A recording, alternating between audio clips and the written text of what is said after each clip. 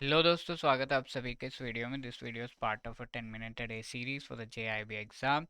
यहाँ हम Indian economy Indian financial system का module C chapter 20 phase 2 of the Indian financial system ये discuss कर रहे हैं। तो this topic is it important from the exam point of view. इस टॉपिक को कितना डेप्थ में पढ़ना है, किस तरह के क्वेश्चन हम एक्सपेक्ट कर सकते हैं from this in the exam, ये सब कुछ हम इस वीडियो में डिस्कस करेंगे। So please stay tuned till the end. आगे बढ़ने से पहले if you are preparing for the JAIIB exam तो आपको अच्छा आइडिया होना चाहिए कि इस एग्ज़ाम के प्रीवियस ईयर क्वेश्चंस कौन से टॉपिक से आए हैं, what are the most important topics and most important MCQs का भी आपको आइडिया होना चाहिए। इसका बढ़िया पीडीएफ डॉक्यूमेंट हमने बनाया which you can download by clicking the link given in the description. Okay, यहाँ पर I and I F S इसका module C chapter 20 phase 2 of Indian financial system ये हम यहाँ पे डिस्कस करने वाले हैं, राइट। तो इंडियन फाइनेंशियल सिस्टम का ओवरव्यू तो हमने ले ही लिया था कि फाइनेंस यानी कि मेनली लोन लेना देना, यही चीज़ होता है which can happen from the informal financial system जहाँ पे मनी लेंडर्स वगैरह, इनफॉर्मल फाइनेंशियल सिस्टम जहाँ पे banks, financial institutions, RBI, SEBI, NABARD, SEBI जैसे जो रेगुलेटर्स एंड नाबार्ड, सिडबी जैसे नॉन इंटरमीडियरीज आते हैं। ठीक है, अब डिफरेंट फेजेस ऑफ डेवलपमेंट हमने देखे थे। फर्स्ट फेज हमने देखा प्री इंडिपेंडेंस का, बिफोर 1947। ठीक है, तो इस टाइम पे bank of Calcutta, imperial bank और इसको कैसे एसबीआई वगैरह में कन्वर्ट किया गया, ये सब हमने देखा था। अब this second phase of Indian financial system post independence 1947 से लेके 1991 तक। तो why is 1991 important? Can you just tell me, can you just think of it? आप मुझे बता सकते हैं right in the comment section. तो 1947 से 1991 ईयर तक का डेवलपमेंट हम इसमें देख रहे हैं जो इंडियन फाइनेंशियल सिस्टम में हुआ था। This is the post independence time. तो ये जो डेवलपमेंट है इसमें इट इज़ वेरी क्लियर कि मेजर जो इवेंट्स है वो इसी फेज में हुए होंगे।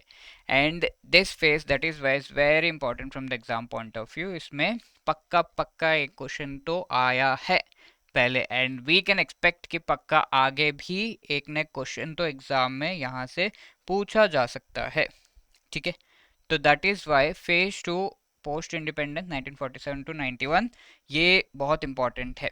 नाउ प्लान्ड इकोनॉमी का हमने सबसे पहले जो देखा था कि इंडिया को इंडिपेंडेंस मिलते ही 1951 से हमने 5 ईयर प्लानिंग की शुरुआत कर दी। तो वी जस्ट थॉट कि 5 ईयर्स के लिए हम प्लानिंग करेंगे, एक फोकस एरिया रखेंगे एंड इस तरीके से प्लान्ड वे में चलेंगे। Of course there were many disruptions, हमने पहले मॉड्यूल ए में देख रखा है ये सब कुछ कि 1960s का जो टाइम था वहाँ पे थर्ड 5 ईयर प्लान में डिसरप्शन हुआ था and we had to come up with planned holiday. Then again 1975 के बाद भी डिसरप्शन हुआ था 78 79 इस ईयर्स में, because the government changed, emergency वगैरह लगा एंड लेटर ऑन 1991 के टाइम पे भी हुआ था। तो these were there but we went with a good plan.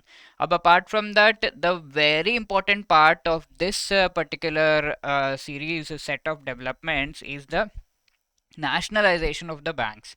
ठीक है, तो यहाँ पे not just banks but various institutions like RBI को 1935 में स्टैब्लिश किया गया था, but it was a private entity at that time. Okay, ये एक प्राइवेट एंटिटी था। तो अब लेटर ऑन इस प्राइवेट एंटिटी को पब्लिक यानी कि टोटली गवर्नमेंट के अंडर ले आया गया था इन 1949।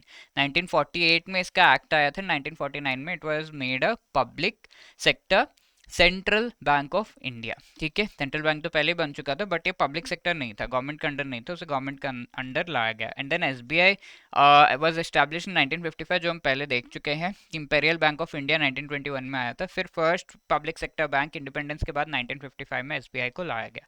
अब एसबीआई को नेशनलाइज करने के बाद वेरियस अदर बैंक्स जो ओरिजिनली प्राइवेट थे उन्हें पब्लिक सेक्टर बैंक बनाया गया। डोंट वरी, आपको अभी ये काफ़ी छोटा छोटा दिख रहा होगा बट ये जो लिस्ट है of the banks which were initially private now made public, इनका ये लिस्ट को आपको थोड़ा याद करना पड़ेगा बिकॉज ट्विस्ट करके डीपली क्वेश्चन इसमें से पूछ रहे हैं। तो you should remember these banks. Now let me tell you 1969 and 1980 में ये नेशनलाइजेशन हुआ।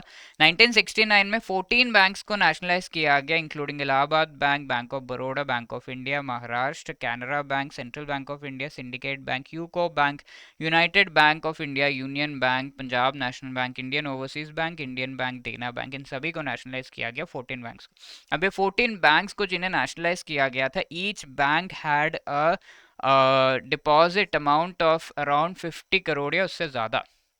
दिस वाज अ क्राइटेरिया, ठीक है। इन सारे बैंक्स को अब पब्लिक सेक्टर बैंक बना दिया गया, गवर्नमेंट के अंडर ले आया गया था। अब 1980 में there were 6 banks which were made nationalized, made public sector, which are Andhra Bank, Corporation Bank, Punjab and Sind Bank, Vijaya Bank, Oriental Bank of Commerce and New Bank of India, ठीक है।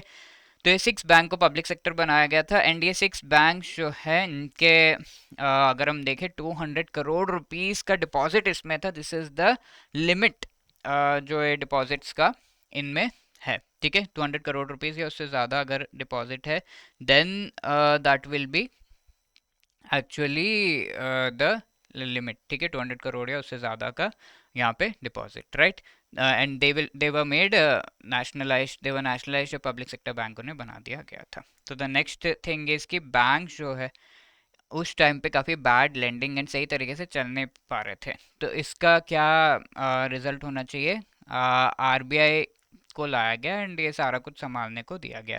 No later on 1956 में we can say LIC को establish किया गया था। 245 private insurance companies यहाँ पर आपको देखने को मिल रहे हैं। 1956 sorry is the year which is just after 1955 जब एसबीआई को एस्टैब्लिश किया गया। तो SBI as established and then we have LIC established in 1956। इसमें 245 प्राइवेट इंश्योरेंस कंपनीज को LIC में मर्ज कर दिया गया था एंड लाइफ इंश्योरेंस रिलेटेड ये गवर्नमेंट कॉर्पोरेशन को लाया गया था। अब जनरल इंश्योरेंस रिलेटेड भी लाना है ना, लाइफ इंश्योरेंस हो गया, जनरल इंश्योरेंस 1972 में इसे लाया गया था। 55 प्राइवेट जनरल इंश्योरेंस कंपनीज को इसमें मर्ज करके बनाया गया एंड 4 पब्लिक जो सेक्टर कंपनीज है उनको GIC का सब्सिडियरी बनाया गया, ठीक है। No there were various bank reforms like RBI के कई इंस्टीट्यूशंस यहाँ पर थे। इंडस्ट्रियल डेवलपमेंट आईडीबीआई 1964 में इसको एस्टैब्लिश किया गया था। नाबार्ड एग्जिम बैंक को 1982 में लाया गया था।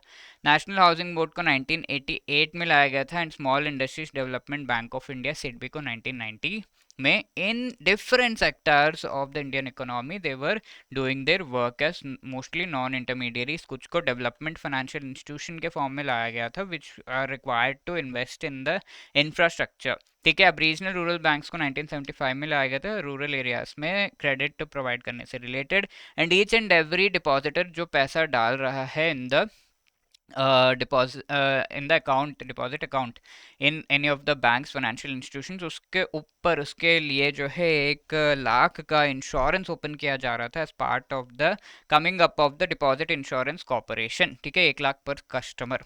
आज के डेट में ये जो पर कस्टमर इंश्योरेंस अमाउंट है वो किस तरीके से मॉडिफाई किया गया, कितना है आज के डेट में? Can you tell me in the comment section, right. Next one was development financial institutions कई एस्टैब्लिश किए गए थे। These are the institutions which were given the mandate कि उन्हें डेफिनेटली इन्वेस्ट करना होगा इंफ्रास्ट्रक्चर में, right. First development financial institution ऐसे जो एस्टैब्लिश किया गया था that was industrial finance corporation of India 1948 में, just after the independence. Need to remember this, कई बार एग्जाम में आया है।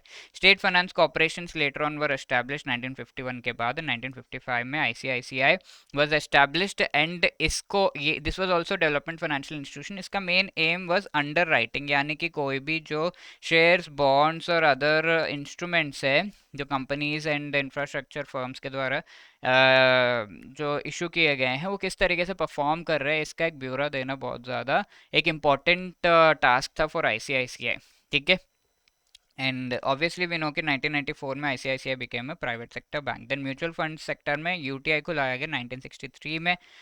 आरबीआई के अंडर लाया गया था इनिशियली, फिर आईडीबीआई के अंडर इसे जो है ट्रांसफर कर दिया गया 1978 में। फर्स्ट स्कीम जो इसके द्वारा लाई गई थी that was unit scheme 1964। Then BSE Sensex जो एक इंडेक्स है of the top 100 companies and their shares, उसे 1986 में लॉन्च किया गया। Now these are the names of the banks 1969 में जिन्हें नेशनलाइज किया गया, 1980 में जिन्हें नेशनलाइज किया गया, which I already read for you.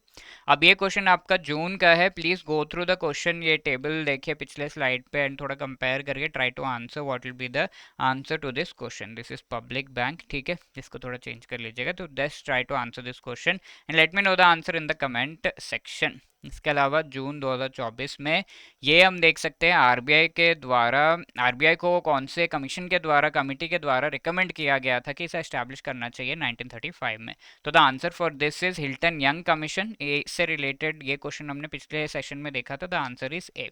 And if you want to give your everything in this last minute and prepare really well for the JIIB 2025 मई का जो एग्जाम है उसके लिए and clear all the 4 components in one go, then हम लेकर आ गए हैं हमारा सुपर क्रैश कोर्स जिसका पार्ट आप बन सकते हैं। चारों कंपोनेंट से रिलेटेड मोस्ट इंपॉर्टेंट जो टॉपिक्स हैं which are really really necessary to be prepared in this last minute, उन सभी को अच्छे से प्रिपेयर कर सकते हैं as part of a super crash course. इस क्रैश कोर्स में लाइव क्लासेस के थ्रू ईच कंपोनेंट के 5 to 6 लाइव क्लासेस होंगे एंड उन लाइव क्लासेस में मोस्ट इंपॉर्टेंट टॉपिक्स को आपको पढ़ाया जाएगा। So you can be part of the super crash course. इसका लिंक आपको डिस्क्रिप्शन में मिल जाएगा। एग्जाम से पहले लास्ट मिनट में अपना all in all and the best effort देने का ये बेस्ट चांस है। ओके, तो ये live classes and short notes आप यहाँ पर देख सकते हैं कि प्रोवाइड किए गए ईच एंड एवरी चैप्टर से related chapter wise MCQs full and mock test भी प्रोवाइड किया गया एंड जैब 80 कोड के थ्रू आपको 80% का डिस्काउंट भी मिल रहा है। तो हरी अप एंड इस लास्ट मिनट में जो भी लोग रिविजन भी करना चाहते हैं it will help and people who are even not prepared and अपना फुल डेडिकेशन के साथ ये लास्ट फ्यू डेज जो है देना चाहते हैं for the preparation, you can go for it because many people have done it. तो आप भी कर सकते हैं, थोड़ा बहुत आपको प्रियोर नॉलेज तो होगा, उसके बेसिस पे आप ये ऑप्ट कर सकते हैं। ओके, तो इसमें लाइव क्लासेस है, पूरा शेड्यूल दिया हुआ है, उसके हिसाब से लाइव क्लासेस आप अटेंड करके इस पर्टिकुलर कोर्स का पार्ट बन सकते हैं। Link is given in the description. If you have any other queries call us on this number और drop a mail at hello@edutap.co.in। All the best, thank you.